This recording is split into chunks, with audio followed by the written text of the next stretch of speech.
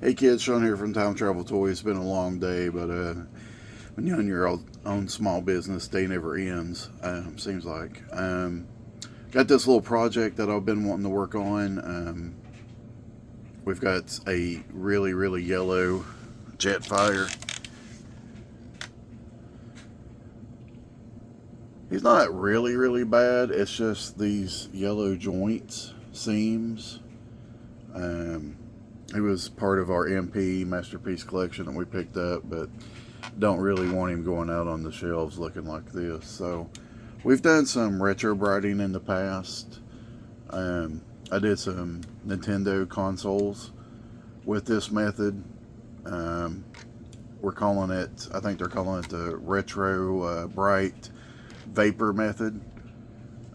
It worked really good on the Nintendo consoles.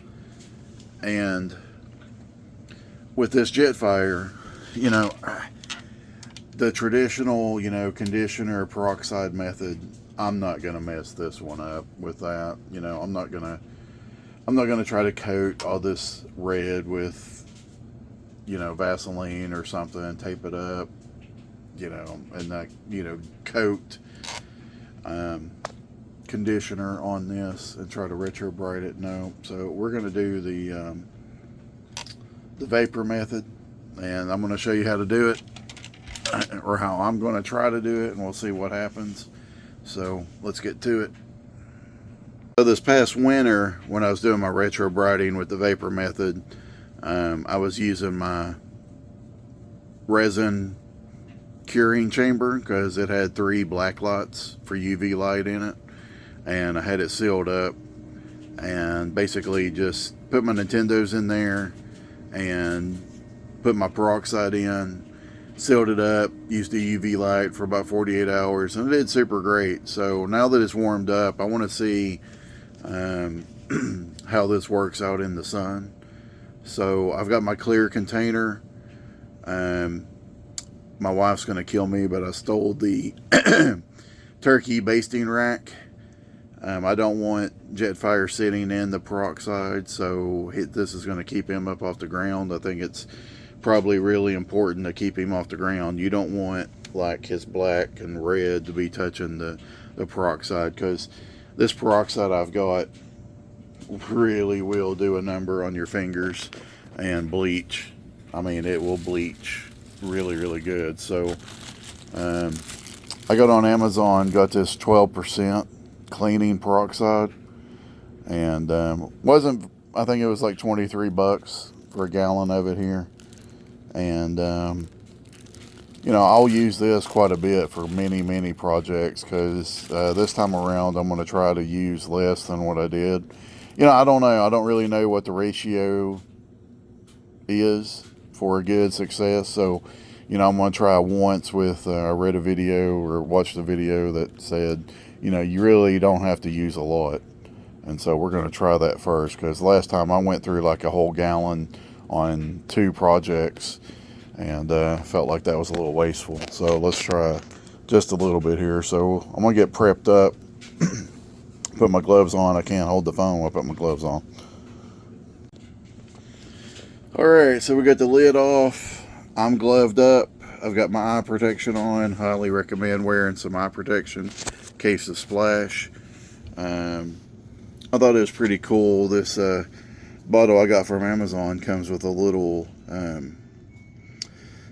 funnel that you can screw on top of a, I guess a plastic bottle, and you can, make your own diluted, because this is concentrated peroxide. So I thought that was pretty cool. At least you got that with the $25. So as I was saying, put some protection on. Don't want to get this in your eyes. Wear your gloves. I suggest wearing old clothes, old shoes, because if you get this on, it is going to bleach it. So, for this go around, they said maybe a couple of tablespoons. I'm just going to do a little pour. That's a little bit more than what I wanted to do, but I do have a gallon. It's going to be quite a bit left for a little bit later. So I'm going to take got my Jetfire. I'm going to put him in here. Make sure he's not touching. And we're going to put the lid on, get this sealed up, and then get it outside in the bright sun, leave it, and see what happens. So we'll see what happens. Okay, kids, so this has been sitting out all day. We had a really nice, pretty hot, sunny day. The only thing I'm worried about is I don't have a clear lid, so how much is the UV actually going to be a part of this, or is it just the vapor? So I'm anxious to find out, because I was wondering when I was doing my blacklight UV in my Resi curing case, you know, the results were really good with the blacklight. And I was like, well, do you really need the hot sun or the blacklight? And so I have not taken this out. We just got home from work a couple hours ago and literally forgot about it. I had it sitting outside since this morning. So here we go. Let's take a look.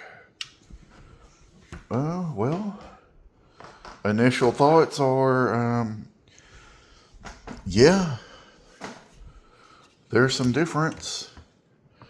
Peroxide has mostly evaporated. There's still quite a bit of it left, but yeah, I mean, for a first pass at it, that's pretty dang good. My lighting in this room was a little off.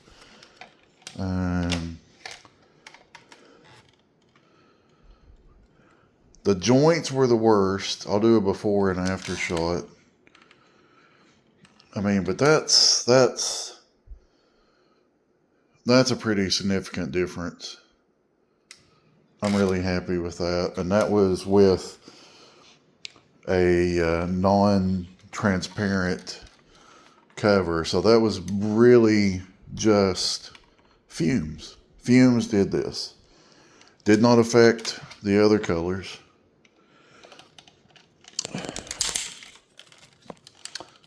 Those are still a little yellow. So you know what I'd like to do is do another shot at this with UV, or might find another cover. I mean another box with a clear cover, and it could have got the full sun effect. So yeah, but wow, that worked. So leave me a comment. Remember to like and subscribe, boys and girls. I appreciate it. All right, come see us sometime. Time Travel Toys, 227 E Sullivan St, Kingsport, Tennessee.